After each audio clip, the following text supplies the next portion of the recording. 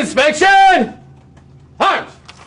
Each evening, Chicago police send out 160 officers to two of the highest crime areas of the city. The locations vary from week to week depending upon the crime statistics. These targeted response units are said to be one of the reasons for Chicago's dramatic drop in its murder rate last year, 25% citywide, over 50% in two of its most dangerous neighborhoods.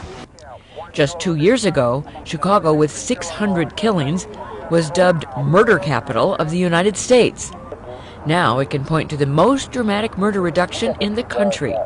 What we're focusing on here is a problem between two street gangs. Commander Steve Kalouris heads the Deployment Operations Center. The brain trust of the police department, it's where the decisions are made on where to send the targeted response units. Different calls for service like shots fired or gangs disturbances, we take all that in and then we formulate recommendations for deployment to address the problems before the violence occurs. One of the other high-tech devices that has helped Chicago police reduce the crime rate is the placement of cameras on the top of light poles in neighborhoods where there is a large amount of known narcotic, gang, and firearm-related violence. Sergeant Greg Hoffman, who is one of those in charge of the camera control room, says the cameras can even detect the sound of gunfire. What happens is a visual and auto alert is sent to the crime detection specialist. What happens is the camera will turn in the direction of that gunshot report and zoom in on the location. Cameras have been particularly useful in detecting drug sales. I was able to provide information to the responding gang team of a description of the sellers, the buyers, the location where they're keeping their narcotics, and they were able to take 3 offenders into custody and recover a large amount of heroin. James Jackson, commander of one of the highest crime areas on Chicago's west side, is a big supporter of the cameras.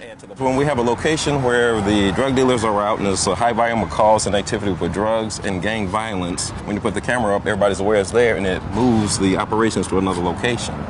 And but why does that help? We readjust our resources to target these guys when they do move. You don't see the dope dealers out here, you don't see the gangs out here. 840-661 is a Greenfield sawed-off. The Chicago police are also attacking violence by cracking down on gun trafficking. Last year, cops seized over 10,000 guns. These hands are one of the weapons that police have to stop guns from coming into Chicago. They belong to Sergeant John Hamilton, the best in the nation at what he does. We can't show his face because he works undercover, finding hidden compartments in vehicles that are bringing guns and drugs into the city.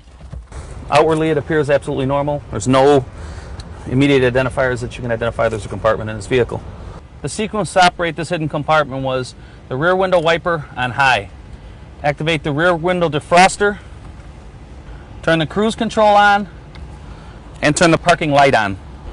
There's magnet reeds underneath the plastic here. So if you know where to place the magnet, the entire floor raises up.